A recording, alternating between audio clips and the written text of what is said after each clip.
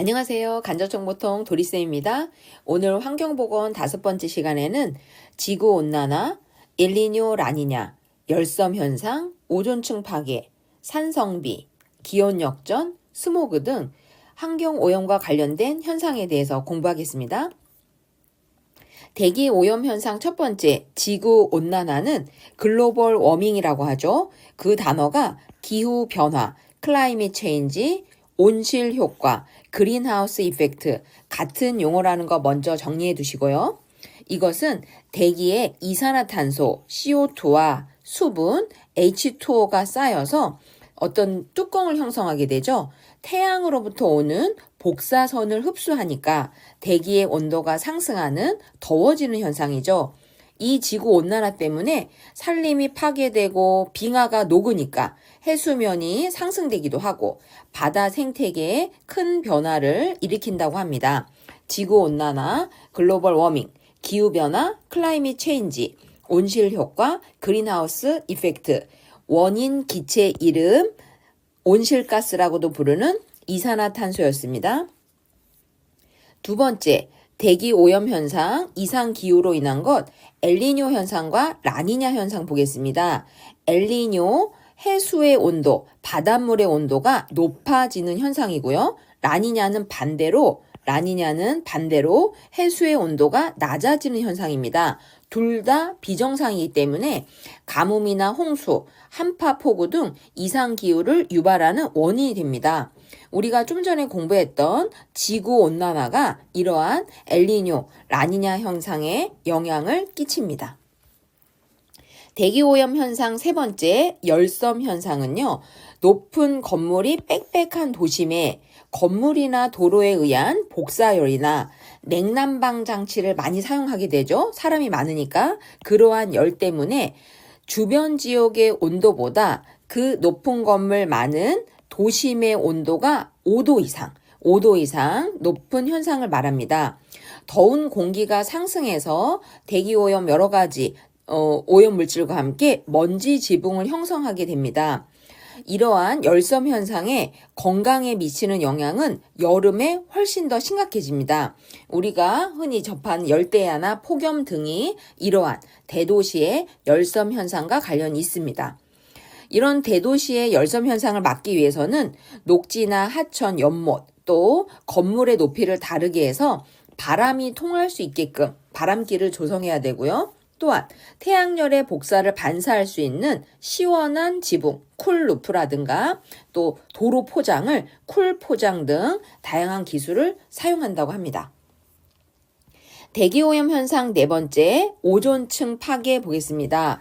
오존층은 우리가 살고 있는 대기권이 아니라 성층권, 상공 12에서 50km, 거기를 성층권이라고 하는데 그중 20-30km 정도 상공에 오존층이 있습니다. 이 오존층은 태양으로부터 오는 해로운 자외선, UVB, UVC 등을 흡수해서 지구상의 생물을 보호하는 역할을 하는데 우리가 과거에 에어컨이나 냉장고의 냉매나 또 스프레이 등으로 사용했던 물질 이름 염불화탄소, 영어식으로 읽으면 클로로플로르카본, 기호로 CFC, 상품명이 프레온가스였습니다.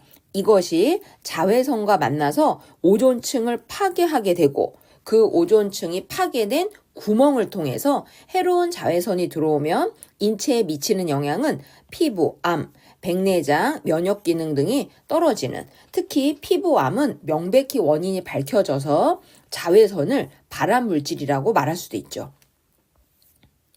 대기오염 현상 다섯 번째, 산성비 보겠습니다. 산성비의 원인 기체는 이산화황과 이산화질소입니다. 이산화황은 별명 아황산가스고 기호로 SO2죠. 이산화질소의 기호는 NO2죠. 이 두 가지 기체가 수증기와 만나 황산 질산 성분으로 바뀌어서 그게 빗물과 함께 습식 낙하하는 셈이죠. 산성비의 그 기준은 pH 5.6 미만, pH는 숫자가 작아지면 산성, 커지면 염기성이죠. pH 5.6 미만일 때 산성비라고 합니다. 이 산성비로 인해서 토양, 땅이 산성화되고 산림이나 하천, 우리가 살고 있는 건축물 등의 피해가 심각합니다.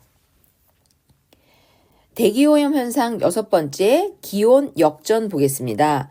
우리가 살고 있는 대기권에서는요, 정상적으로 고도가 높아지면 일반적으로 저온이죠. 높은 곳은 저온, 낮은 곳은 상대적으로 그에 비해서 고온이죠. 이렇게 되면 높은 곳에 있던 낮은 온도의 공기, 즉 차가운 공기는 무겁기 때문에 내려오고, 아래쪽에 있던 따뜻한 공기는 가볍기 때문에 올라갑니다. 그래서 정상적으로는 공기가 순환되죠.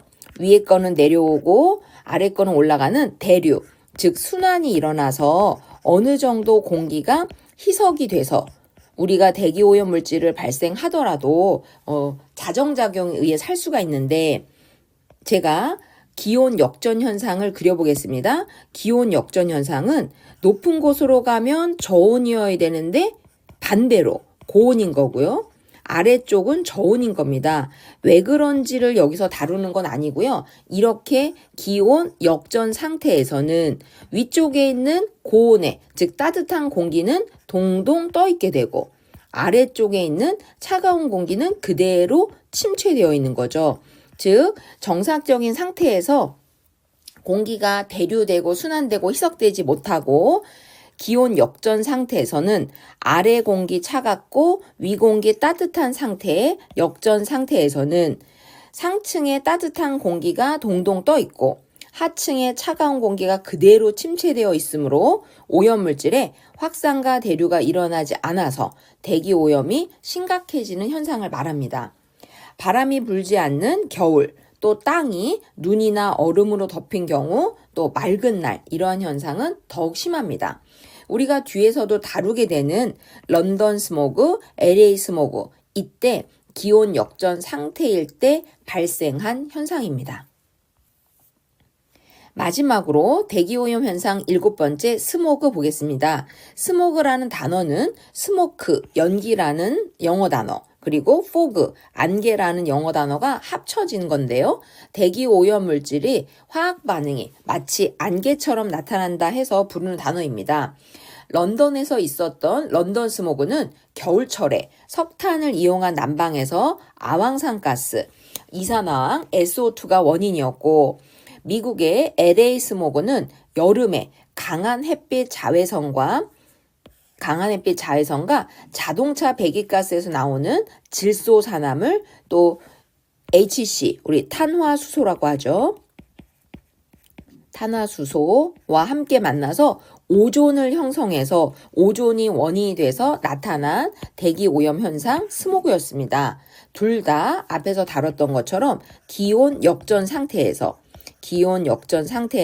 일어났던 아주 유명한 대기오염 사건이었습니다.